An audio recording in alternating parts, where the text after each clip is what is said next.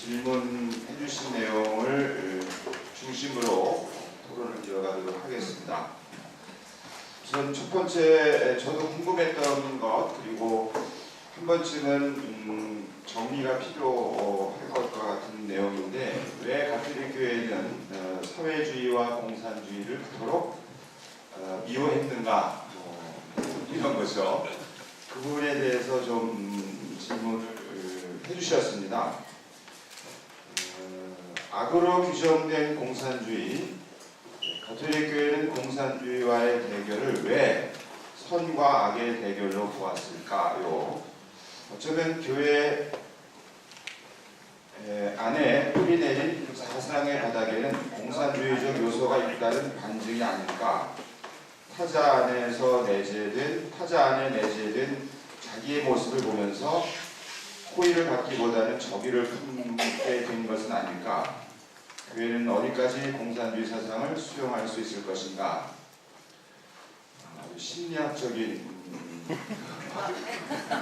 다른 분들과의 진단이 있었습니다. 그 교회 안에 그 사상의 바닥에는 공산주의적 요소가 있는데 그것이 다른 사람 안에서 발견되니까 짜증이 나가지고 그래서 왜 가톨릭 교회는 이 공산주의, 사회주의를 선과 악의 대결로 보았는가에 대한 질문이었는데 신부님들 중에서 답변해 주시기를 바랍니다. 글쎄요, 이 부분은 어느 분이 답을 해주실지 지적을 안 해주신 신부님들 중에서 답변해 드리니까 누가 어느 분에게 답변 듣고 싶은지 혹시 질문자분 어느 분이세요? 커밍아웃 해주시죠. 없으면 나신부님부터 하겠습니다.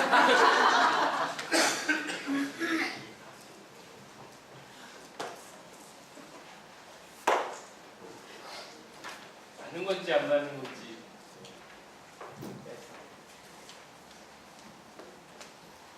맞는 얘기인지 안 맞는 얘기인지 저도 공부를 안 해서 잘 모르겠는데요. 영업적인 측면에서 그러지 않았을까 싶습니다. 프랑스 대혁명, 그 유럽의 어떤 자유평등권을 찾아가는 과정에서 교회가 한편으로 갖고 있던 것들을 많이 놓치게 되었죠. 그리고 그 공산주의, 사회주의 사상이 유럽 쪽에서 발달하면서 점점 신자들이 안 나오는 거예요. 그러니까 당연히 영업적인 측면에서 크다는 타격을 받았을 테고 자꾸 교회의 사람들을 빼내가는 공산주의, 사회주의가 그렇게 탁탁하게 여기지 못했던 것이 아닐까라는 아주 막연한 생각을 말씀드립니다.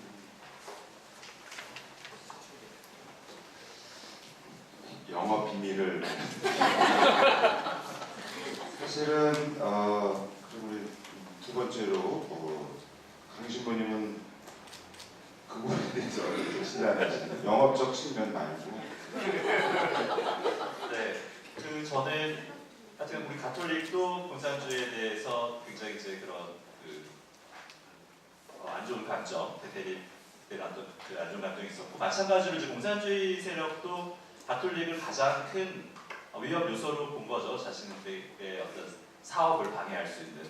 그래서 제가 예전에 어떤 정확한 기억이 아닌데 레닌인지 아니면 어떤 레닌 이전에 그 혁명을 주장했던 사람들이 우리 가톨릭의 우리 사회교리가 나오고 이제 이런 시기가 있잖아요. 그래서 가난한 사람들이 관심을 보이기 시작한 어떤 그런 조짐을 보고 굉장히 경계했던 아주 우리가 이제 이게 익어서 터져야 되는데 골마서 터져야 되는데 이거를 방해한다 오히려 이제 이 가톨릭의 어떤 그런 노력들도 그러면 여러 가지 복잡한 과정이 있었던 것 같고 비오 11세 같은 경우에는 개인적으로 이제 너무 강공주의를 굉장히 이제 강하게 실천을 했는데 개인적으로도 이제 젊었을 때 독일에서 대사직을 수행할 때 그런 대사직을 수행할 때도 테러를 당하고 이런 악한 안 좋은 기억들도 많이 있었다고 얘기를 하고 있습니다. 네, 이상입니다. 네. 그리고 우리 김신부님은 어떻게 진행을 했습니다. 두 분 중에 네.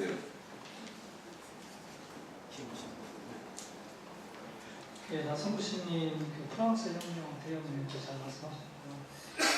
이미 교회가 위기의식을 느꼈죠. 저는 마르크스 잉글스 공학을 할 때 그 사람들이 아주 혁신적이었다고 봐요. 도저히 교회에서 받아들일 수 없는 그런 사람들이잖아요. 특히 이제 아까 사회주의 폐지 같은 경우 그거는 이제 당연히 그 카톨릭하고 약간 닮아 있지만 그래도 그 시대에 너무 극진적인 것들이기 때문에 받을 수 없는 그런 상황이었을 거라는 생각이 듭니다. 그리고 무엇보다도 무신론을 주장했던 그런 것들은 교회의 대치과 그런 상황이었기 때문에 그런 게밖에 반응할 수밖에 없었던 것 같아요.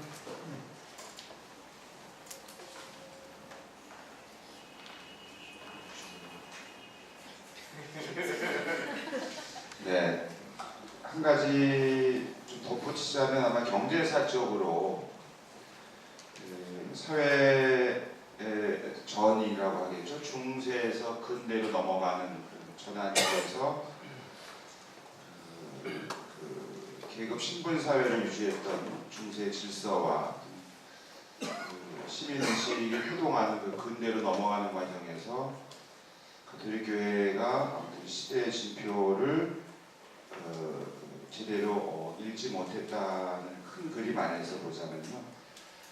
또 이 근대로 넘어가면서 우리가 주목하는 것은 이제 아까 나시모님 말씀하신 그러면 정치적 차원에서의 그 자유에 대한 분출, 경제적으로는 이제 산업혁명에 이은 새로운 그 계급이라고 할까요? 유산자 계급과 무산자 계급 사이 거기에서 너무나 많은 그 무산 계급 노동자들의 비참한 삶의 현장에 있지 않은 교회 그리고 그 삶의 현장에서 더 나은 세계를 꿈꾼 이 사회주의의 어떤 태동 그리고 사회주의의 어떤 그 태동을 그것을 실현하고자 했던 사회주의 혁명 당연히 그 혁명의 과정에서 기존의 그 신분 계급 질서 혹은 경제적으로 어떤 심각한 그런 그 불평등한 사회 구조 안에서 사회의 변혁 혹은 거대한 그 노동자 계급의 그 삶의 질에 대해서 그닥 호응하지 않은 가톨릭 교회가 당연히 사회주의 혁명을 추진해가는 그 세력에게는 걸림돌이 되었고 그런 맥락에서 이미 앞에서 그 나시모님 말씀하신 것처럼 수많은 노동자 계급이 사회주의 혁명의 어떤 물결 속에서 이른바 이제 교회를 떠나고 거기서 이제 나시모님의 진단처럼 뭐 영업적 차원에서 심지어 이제 그 레오 교황 같은 경우는 비오 교황 같은 경우는 가톨릭의 그 품을 떠나서 사회주의 혁명의 물결에 휩쓸려간 그 노동자들에게 교회로 돌아올 것을 간곡히 호소하는 뭐 그런 입장도 내죠. 그리고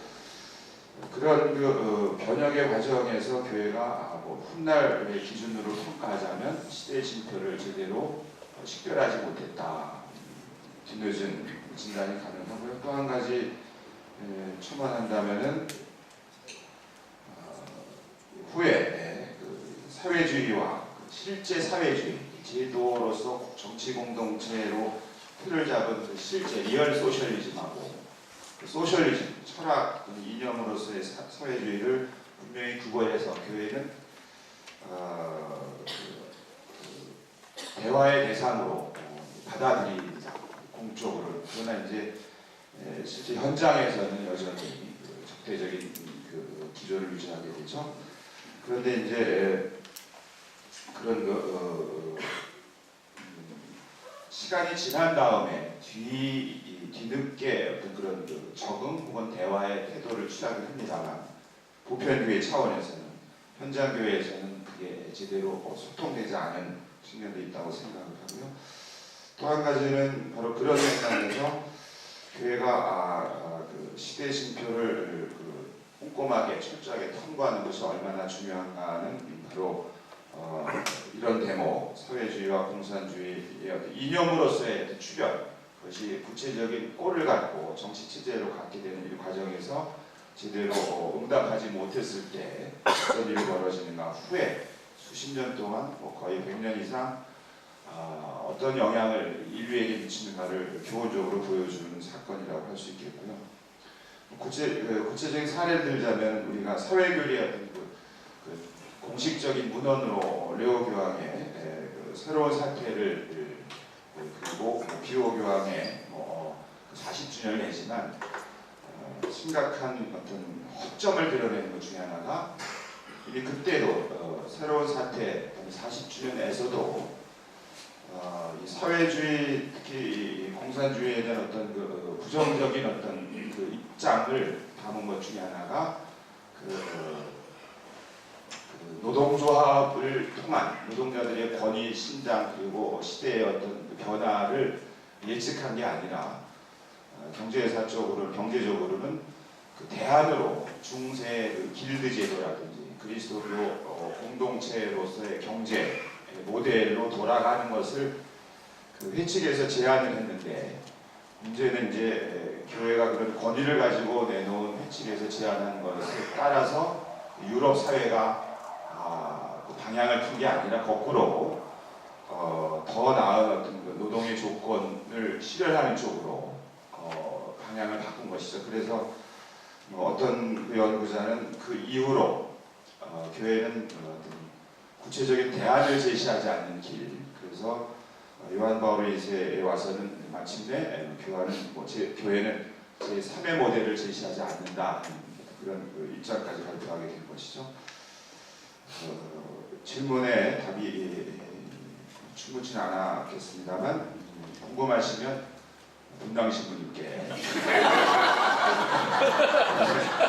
시간님들께 여쭤보시기 바랍니다. 그래야 함께 공부하지 않겠습니까? 그 다음에 관련된 내용인데 아마 오늘 세미나를 통해 해방정국과 분단시대 한국 천주교의 한계를 알게 되는 소중한 시간을 가졌습니다. 그러면서 다음과 같은 의문점이 있습니다. 1번 두 가지가 있는데 우선 관련된 것 같아서 말씀드립니다. 교회의 반공 노선은 북한을 장악한 공산 정권의 교회에 대한 탄압에 대한 항거의 의미에서 작용론도 있는 것 같은데 발제에서는 그 부분에 대해 언급이 별로 없습니다. 마치 보편교회가 유독 공산주의만을 반대했다는 것으로 전해집니다. 그러니까 공산 정권이 이 교회를 대한 어떤 탄압에 대응하는 의미에서 그 교회의 반공 노선이 형성된 측면도 있다. 그런데 발제에서는 그 부분에 대해서는 그닥 말씀하시지 않았는데 그 부분에 대해서도 보완하실 수 있으면 좋겠다는 취지로 이해가 됩니다. 이 부분은 옆에 앉아 계신 분 해주시기 바랍니다. 네, 그 한거의 의미 이 부분에 대해서는 이미 많이 이야기가 된 부분이어서 제가 어떤 면에서는 좀 이렇게 생략한 부분이라고 생각이 듭니다. 새로운 관점에서 좀 바라보시고 싶어서 이렇게 말씀드린 거라고 받아주시면 되겠고 앞으로 뭔가 이 글이 이제 다른 쪽으로 발표가 된다면 그쪽도 보완해서 같이 넣도록 하겠습니다.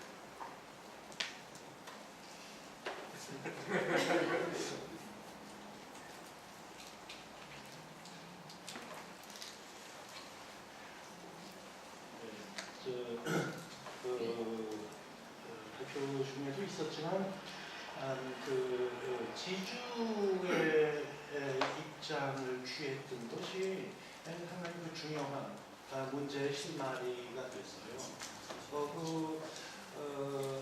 개항기 이후 구한말을 지내면서 선교 방법에서 토지를 근거로 삼는 정책이 조선 교구에서는 중시돼서 아까 원산 경우 그 몇백만 평 이런 그 소식적이 나왔는데 이것이 그 해방 당시에 제일 그 첨예한 문제가 정책 노선에서 제일 중요한 문제가 토지 소유 관계였거든요. 그래서 북쪽에서 서둘러 토지 개혁을 할 때 거기 그 치이게 된 것이 그 문제의 한 중요한 발단이 됐죠. 그것은 뭐 이념적으로 뭐 반대한다, 뭐 어쩐다를 떠나가지고 교회의 당시 토지가 천주교회의 몸통이라고 할 수 있을 만큼 중요한 존재이기 때문에 그것이 그 예민한 문제들을 불러일으키는 뇌관이 됐던 걸로 그렇게 이해합니다.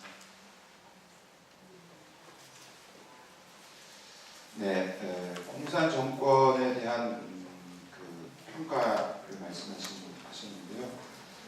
그 보편유회가 유독 공산주의만을 반대했다는 것을 읽히셨는데 사실 오늘 이 심포지움의 특성에서 우리가 이해한다면은 그렇게 볼 수도 있습니다만 사실 그 1931년에 40주년이라는 회칙은 정치적으로 사상적으로의 공산주의뿐만 아니라 경제적으로 보면은 새로운 사태가 노동의 조건을 말하는 것이기 때문에 그 안에서는 말하자면 자본에 대한 비판이 날카롭게 제기가 되죠. 그리고 또 40년이 지난 1931년에 40주년 같은 회칙에서는 어쩌면 공산주의에 대한 반대보다도 더 분명한 태도를 예를 들면은 1929년에 그 월가에서 발생한 그 금융 위기에서 출발한 세계 대공황을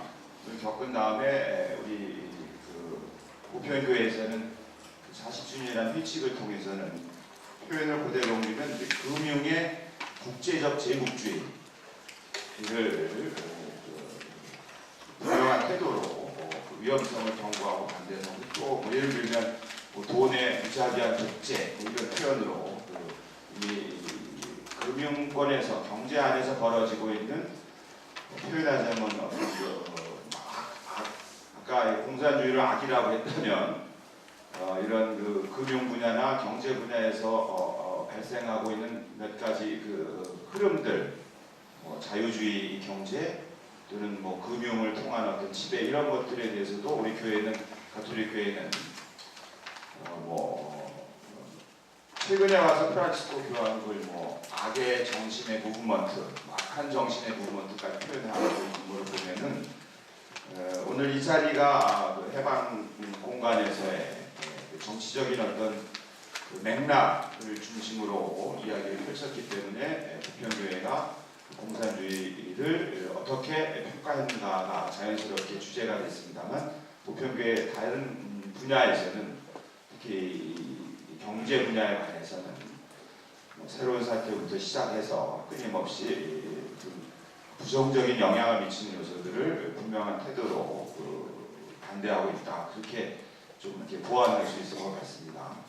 그 가톨릭 교회가 이렇게 공산주의만을 반대했다면은 이제 세간의 그 일종의 유혹이 있죠. 공유의 표현들을 하면은 그 현세적 야심, 그러니까 지배하려는 현세적 야심으로 어떤 또 다른 그 정치 어떤 파워와 맞서고 있다라고 오해할 수 있습니다만 꼭 그런 것만은 아니라는 것. 그래서 다른 분야에서 사람에게 또 공동체에게 어떤 영향을 미치는가를 항상 교회는 세심하게 관찰하고 또 식별하고 거기서 나아갈 길을 제시하는 임무를 수행해 왔다. 그런데 우리나라의 경우에는 그런 내용들이 제대로 잘 소개가 되지 않았다.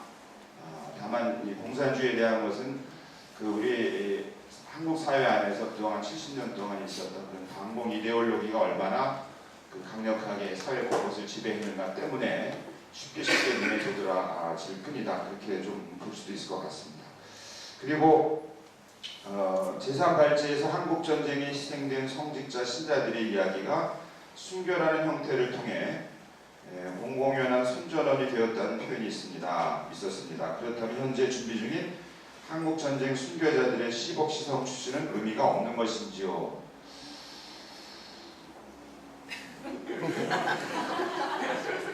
말씀도 안 하신 김용신님께 개그 콘서트 이거 비슷한 코너가 있었어요. 왜 마이크 주냐고, 그죠? 이거 김현수 씨는 분명히 저한테 마이크 달라고 했었어요. 이거는 김주석 신문입니다. 근데 아까 교회 방문 노선과 한도가 혹시 탄압에 의한 거 아니냐? 실제적으로 북한이 공산화됐을 때 48년까지 1948년까지 거기에 석범식이 있었습니다. 아시죠? 그리고 매해 1000명 이상의 신자들이 세례를 받았고요. 30명 넘는 평양교구 신학생이 발생했습니다. 이만큼 북한 공산당 정권에서 천주교가 그렇게 탄압받지 않았다는 증거들이거든요. 실제적으로 그때 관우리 성당까지 신축할 수 있도록 허가를 줬었고요. 이런 상황은 이제 1949년에 이제 바뀌게 되는 상황인데, 아무튼 그 전까지는 공산당 북한 정권에서 그렇게 그렇게 심하게 탄압하는 것 흔적은 없어요. 다만 토지 모수라든가 그런 것들, 아니면 학교 공교육화 그런 과정에서 카톨릭이 피해를 좀 봤죠. 이런 상황이 있습니다. 강신부님께는 한 가지 덧붙여서 좀 질문을 드립니다. 현재 진행되는 화해 무드에서 6.25 전후의 박해 희생자들에 대한 가경자 청원을 어떻게 보시는지요? 선발제. 네, 좀 어려운 질문인데요. 먼저 그냥 제가 드리고 싶은 말씀은 이제 본문에도 각주에 그냥 달았는데, 저도 이제 논문 쓰면서 그런 고민이 됐죠. 그래서 순교에 대한 어떤 정말 순교와 평화를 어떻게 얘기할 수 있을까라고 했을 때 발견을 한 게, 예전에 이제 우리 한국에서 순교복자회에서 주최한 심포지움에 왔던 그레고리안 대학의 이제 교수님께서 이렇게 얘기를 하신 건 있더라고요. 순교자의 증거는 결코 죽음을 위한 것이 아니고 생명을 위한 것이며, 결코 증오나 원한을 키우기 위한 것이 아니고 평화를 촉진하기 위한 것이다. 순교자는 무장하지 않은 증거자들이요, 악의 모든 정당화를 꺾을 수 있는 행위를 실행할 능력이 있는 가장 참된 비폭력의 촉진자로 나타난다. 순교는 실제로 그리스도에게서 영감을 받아 비폭력 행위가 되는 어떤 행동으로서 되돌릴 수 없는 폭력의 악순환을 끊는다. 순교의 참된 핵심은 박해자의 악의라기보다는 그리스도인의 행위의 자유이다. 이렇게 말씀하셨는데, 그래서 저희가 이제 순교에 대한 얘기를 할 때 박해자에 대한 어떤 얘기가 나오게 되고, 이제 그 증거를 찾아내고 이제 이런 과정들이 있는데, 순교가 정말 예수님의 십자가를 본받는 것이라면 비폭력의 절정이죠. 평화를 위한, 화해를 위한 십자가가 우리가 가지고 있는 믿음인데, 그렇다면 순교도 지금 우리가 좀 연결시켜 봐야 되는데, 사실 현재의 어떤 시국 과정이나 이런 데 잘은 모르지만, 저는 이제 북한학 공부하면서 북한에서 영웅 칭호라는 게 있잖아요. 영웅이란 어떤 모델, 그러니까 초인적인 행위를 한 사람들 영웅이라고 이렇게 이제 사회주의 혁명에 했던 분들 이렇게 하는 거 보는데, 이제 우리가 순교자를 현양하고 공경하는 것을 그런 쪽으로만 좀 이렇게 가는 경향은 좀 이렇게 경계해야 될 것 같고요. 그래서 여전히 저도 이제 고민하고 우리 교회 함께 풀어야 될 숙제라고 생각을 합니다. 하지만 그간 순교의 어떤 순교자의 어떤 모델이 예수님의 그리스도의 십자가라는 것을 이렇게 기억하면서 함께 고민을 했으면 좋겠습니다.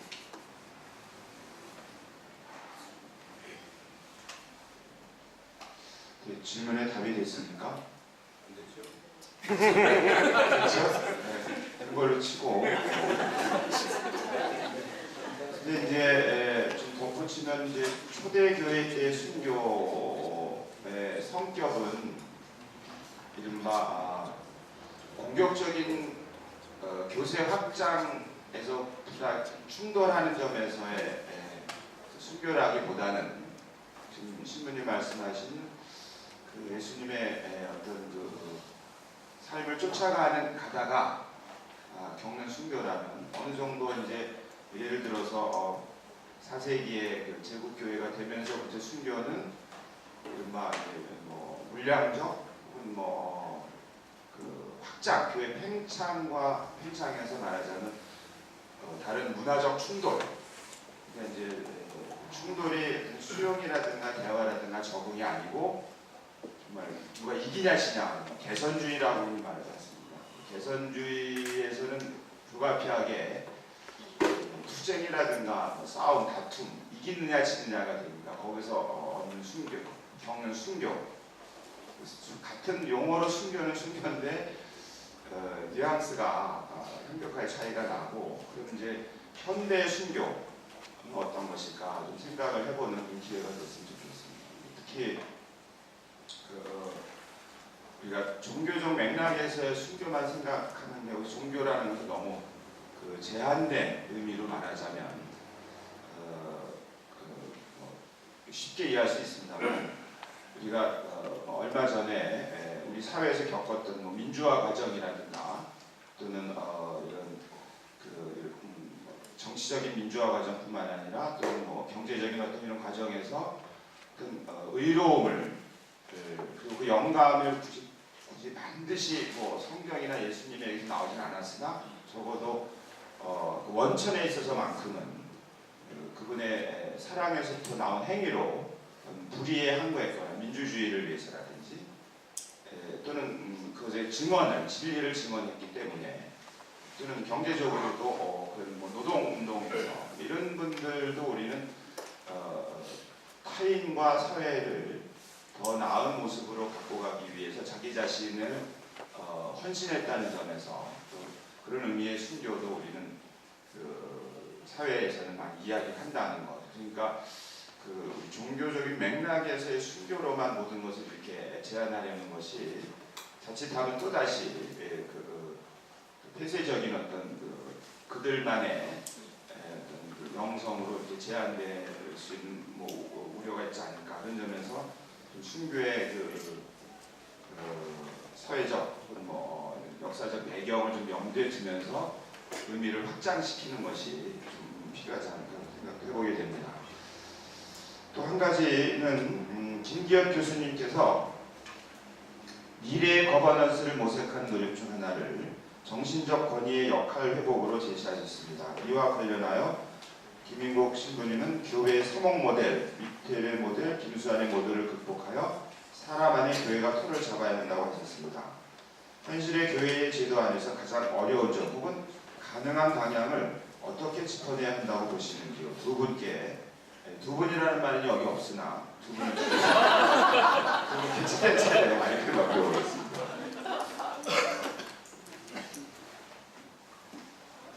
제가 좀 그년의 공부를 정리하면서 생각을 미래 가버넌스에 많이 맞춰보고 있습니다.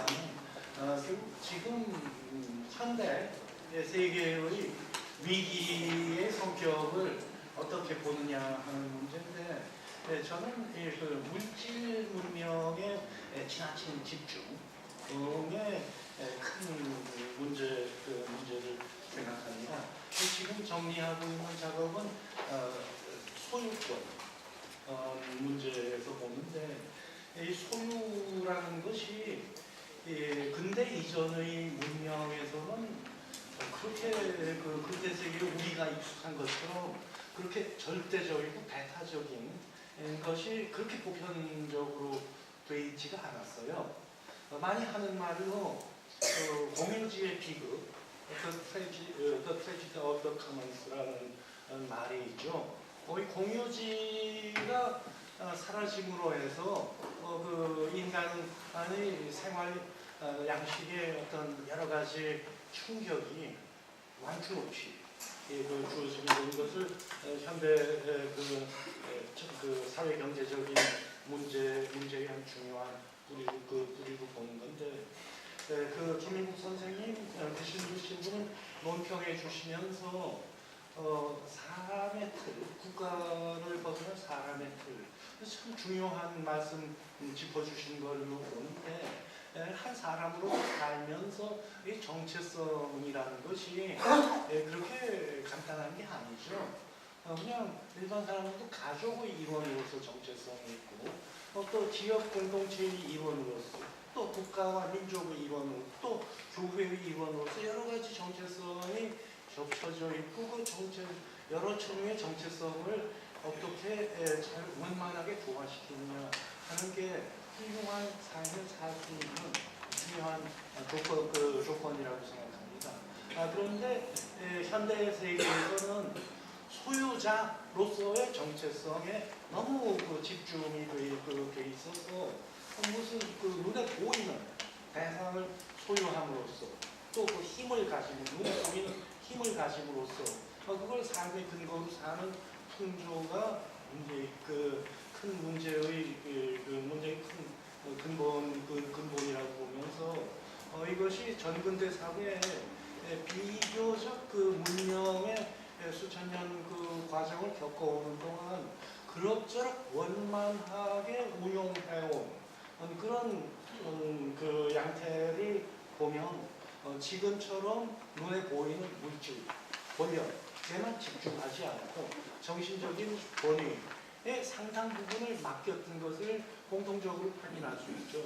그래서 저는 근현대 문명의 위기가 물질에 너무 집중된 물질과 권력에 너무 집중된 데에서 중요한 문제가 있고 그걸 극복하기 위해서는 정신적인 권위의 역할을 회복하는 것이 중요한 과제가. 그래서 제가 개인적으로 이 늙음하게 와서 교인으로 제대로 못하면서도 입교까지 하게 된 것이 그런 필요에 대한 깨달음, 그거를 저 한 사람이라도 조금이라도 더 열심히 실천하겠다는 그런 생각에서 입교를 하게 됐습니다만 이것이 교회의 역할, 지금 부장님께서 북한에 갈 것 같다 얘기에 많은 사람들, 교회 밖에서도 많은 사람들의 마음이 크게 움직이는 것은 결국 그런 정신적인 권위가 역할을 더 많이 맡아주기를 바라는 그런 상태가 반영된 일이라고 그렇게 생각합니다.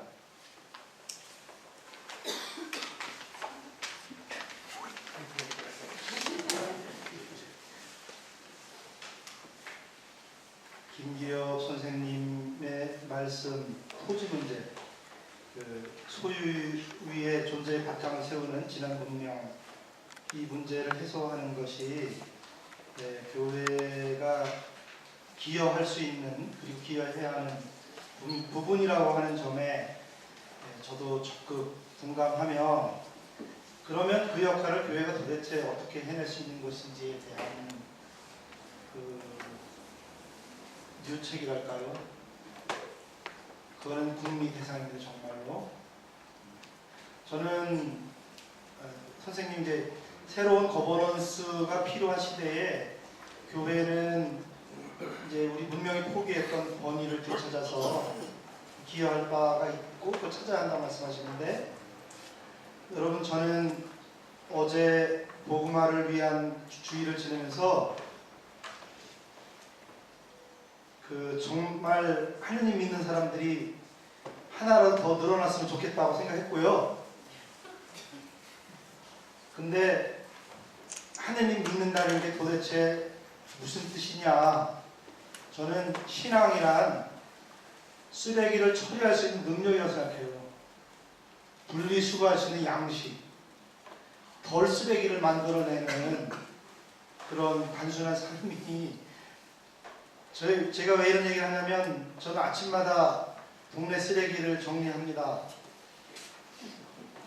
이게 이대로 가면 망해요. 망해가고 있는 세상을 향해서 우리는 교회가 밥값을 하는 문제는 가만히 내버려둬도 멸망 일로를 걷고 있는 지구 생태계를 건지는 문제, 이거를 건드려야 된다고 생각합니다. 근데 그러자면 김 선생님 말씀하신 토지 문제가 말하는 소유 위에 자기 존재를 세우는 이 문명에 대한 이의를 제기하고 그리고 그렇게 개선해 나가는 것이 훨씬 행복하고 재미있다고 하는 동의를 사람들에게로부터 구해내는 것이 종교의 역할이다, 이런 정도 생각을 하고 있습니다. 지금 횡설수설했죠? 생각같이 알아보였어요. 예, 저는 횡설수설했지만 여러분들은 다 알아들으셨습니다. 이상입니다. 우리 교회가 전반적인 것은 아니지만 그래도 2차 바티칸 공의 이후에 부단히 그래도 노력을 하고 있습니다. 현재 사회에 어떤 변화가 일어날 것인가, 특별히 우리 교회는 이제 세계화를 굉장히 우려하고 있죠. 세계화를 이제 문화적인 차원의 세계화도 있습니다만 교회가 특별히 우려하는 경제 차원의 세계화, 그리고 특별히 그것이 금융의 좀 경계 없는 단일 시장화, 그리고 그것을 더 이제 2차 바티칸 공의회뿐만 아니라 이후에 교황들의 사회교리에서 특히 경제 문제를 다룰 때 이것이 세계화가 사회 전 영역에 어떤 악영향을 미치는가를 끊임없이 경계해 왔고, 간추린 사회교리라는 그 교황청 정의평화평의회에서 낸 책에서는 아예 이것을 세계화를 다루면서 금융을 다루고 금융이 아예 근본 토대를 잃어버렸다고 아예 단정적으로 표현하고, 지금 특별히 프란치스코 교황에 와서는 사람과 사회에 기여하지 않는 독립된 그런 금융의 제국주의를 단호하게 거부할 것을, 이것이 가져올 폐해에 대해서는 이제 끊임없이 경계하고 있습니다. 그래서 그러나 이제 현실에서는 교회의 이런 우려와는 다르게 오히려 끊임없는 어떤 물질 문명의 팽창만이, 성장만이 더 나은 세계 정의를 가져온다는 이런 중에 신화 같은 것들이 끊임없이 우리를 재촉하는 것 같습니다. 그 대표적인 구호 중에 하나가 이른바 4차 산업혁명 이런 거예요. 이런 것들은 어쩌면 이제 실제 리얼리티가 없는 하나의 포장된 아이디어로서 사람들과 사회를 어디로 이끌어갈 것인가에 대해서 정확하게 또 냉정하게 판단할 수 있는 어떤 그런 시간적 여유, 공간적 여유, 정신 차원에서의 그런 깊이나 풍요로움을 앗아가는 어떤 그런 걸 수도 있다고 생각을 하거든요. 그런 점에서 한번 오늘날 현실의 교회 지도 안에서 우리가 어떤 길로 가야 될까를 우리가 고민할 때 좀 염두에 둘 내용이 아닐까 생각합니다. 지금 저희에게 주신 그 메모를 통한 질문이 이렇게 정리가 됐는데, 혹시 또 다른 내용으로 궁금하신 거 있으면 말씀해 주시겠습니까? 없는 걸로 간주하고, 한 분 계시네요. 저런 분이 꼭 계십니다. 네.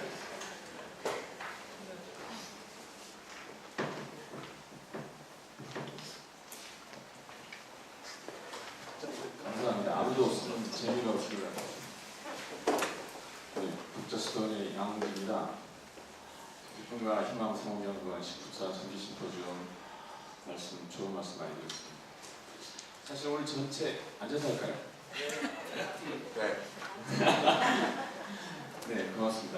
전체 이 전체 내용은 어떻게 교회 성찰, 그리고 앞으로는 과오를 범하지 말자, 이런 큰 범주에 들어있다고 생각이 되는데, 약간 내용과 다른 것이기도 하지만 박동호 신부님 분께도 질문이 될 수 있어요. 사회자 네, 사례자 질문. 우리가 성찰한다, 반성한다라고 말할 때 말과 글과 뭐 행동으로 나타나는 것도 나타나죠. 다는 또 마음에서도 있겠습니다만은 오늘 이제 여기에 모두 발표하신 분들 중에 어떤 분들은 교황이라는 단어를 쓰고 계세요. 박동훈 신부님 교황이라는 단어를 교종이라고 써보자 이런 말씀도 하셨고, 그런데 오늘 이제 교황이라는 얘기를 하시면서 또한 즉이라는 단어를 쓰고 있는데, 이 한국천주교 해방전국 해방전후 근현대사 안에서 교회의 역할이 공건적인 주장들 또 전체주의 이런 태도에서 나온 결과물이기도 한데, 우리가 쓰는 언어가 성찰을 한다면서 이 교황이라는 단어를 계속 유지하고 있고 직이라는 단어를 계속 유지하고 있는 이유는 무엇인지, 또 하나는 주로 이것은 성직자들 그룹에서 많이 나와요. 여기 계신 분들이 성직자들이신데 이런 말을 쓰는 정체성은 무엇인지, 여러분들의 정체가 무엇인지 정말 성찰한 언어인지 저는 굉장히 궁금해요. 이 성찰하는 시간이라고 하면서 언어라는 게 사상의 집이고 생각의 울타리이기도 한데, 물론 다 그렇진 않겠습니다만 과연 이 혹시 앞에 계신 성직자들의 정체가 무엇인지 좀 밝혔으면 좋겠습니다. 이상.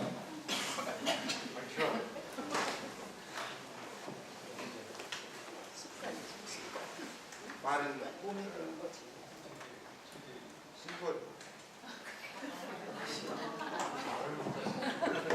심포지움을 빨리 끝내기 위해서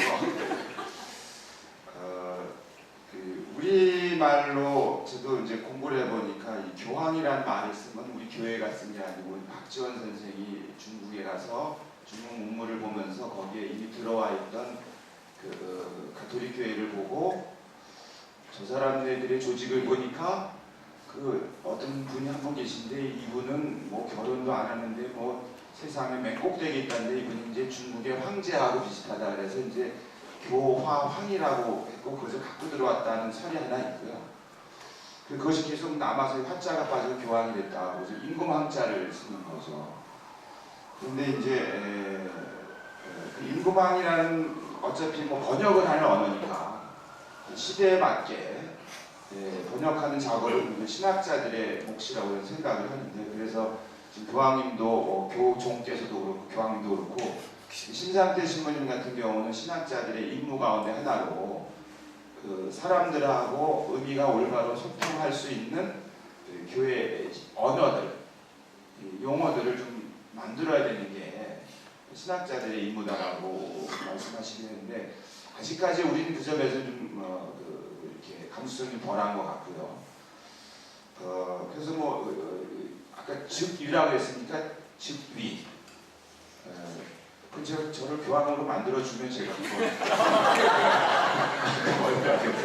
근데 성하, 뭐 또는 각하, 뭐 폐하 이런 용어들, 즉위 이런 것들은 사실은 이제 중세 공권의 언어이긴 하지만 이게 이제 뭐 어차피 그 위자가 뭐 직무 혹은 뭐 위치 뭐 이런 자리 하니까 어떤 언어로 그것을 만들지는 좀 이렇게 잘 연구해 볼 것 같고요. 취임형 취임. 그럼 이제 앞으로 교황 취임.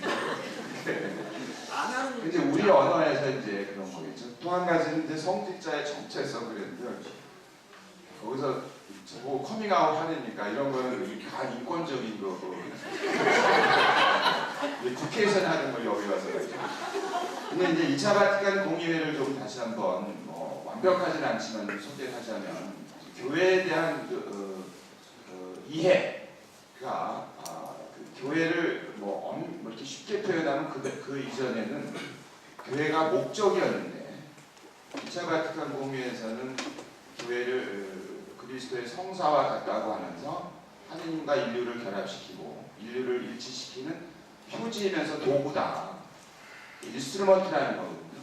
그 도구라는 거. 그 다음에 마찬가지로 그 하느님 백성, 말하자면 이제 왕국에서 민국으로 넘어가는 것과 마찬가지로 교회를 하느님의 백성으로 이해를 하면서 교계 제도, 제도를 그 봉사직으로 바꾸는 거예요.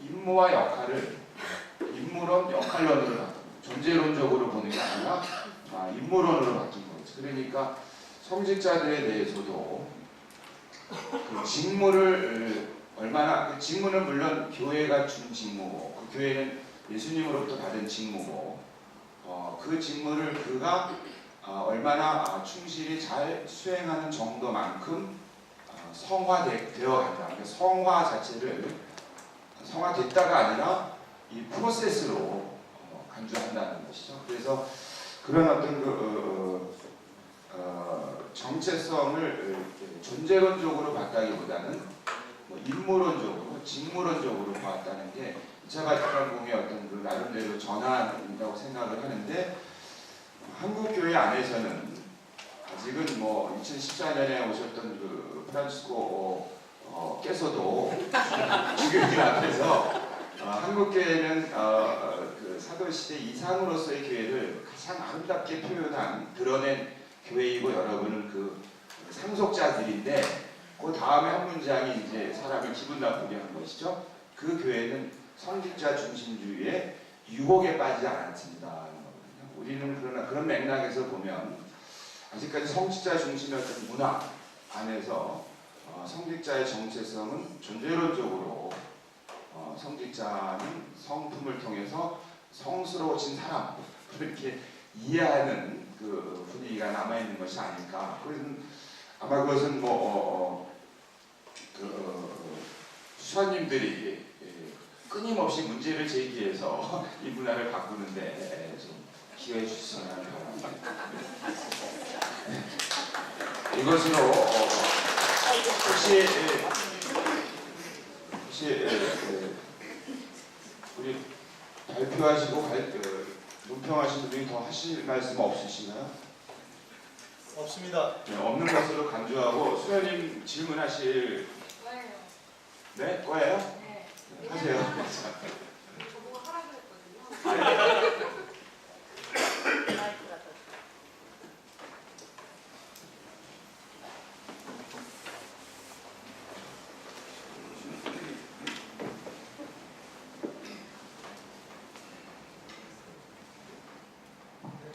안녕하십니까. 저는 성가수분야의 조진선 수녀입니다. 제가 이 기쁨과 희망 사목연구원의 기획위원으로 활동하고 있는데요. 우리 사목장님이 저에게 질문을 하셨었어요. 근데 질문을 하지 않을까 생각했는데 들으면서 진정 궁금한 것이 생겼습니다. 저도 앉아서 할게요. 일단 양호기 수사님의 질문에 대해서 몹시 동의하면서요.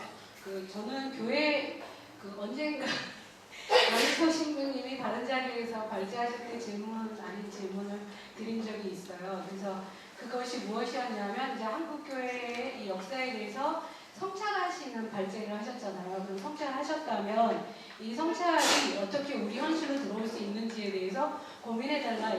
그러면서 이제 교회가 이런 일제강점기나 이 6.25 이후에 어떠한 이런 문결 신부님의 한국천주교회사를 읽고 토론하는 기회가 있었는데 그때까지는 제가 한국교회사에 대해서 이렇게 구체적으로 직접적인 관심이 없었어요, 솔직히. 그러다가 이제 정말 읽으면서 엄청 충격을 받았고 충격받으면서 느낀 것이 갑자기 제 존재성이 불안해졌었거든요. 그러면서 이제 그것을 투사한 것이 이제 성직자들을 이제 비방하는 것으로 이제 제 일생을 마감하는 생각이었는데 그날 제가 이제 질문할 때 교회 성직자 중심의 교회에 대해서 이야기할 때 이 자리에 계신 다른 친구들께서 교회가 누군데요? 이래서 성직자죠. 제가 이랬는데 사실은 처음 김기현 선생님 발제를 들으면서 다시 그 마음이 일어났었어요. 그런데 이제 김선필 교수님이 정말 그 시대에 우리가 그 시대를 제대로 직면하고 과오를 인정하는 작업이 필요하다. 이런 말씀을 글에서 읽었고요. 그리고 후속 논의들이 지속되기를 바란다는 그런 희망을 말씀하셨을 때 제가 이렇게 느낀 질문이 뭐였냐면요.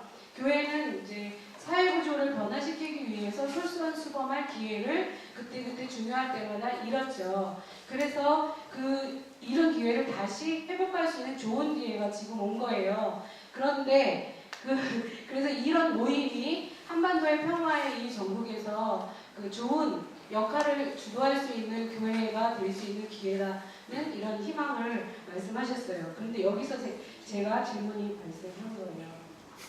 처음에는 성직자 중심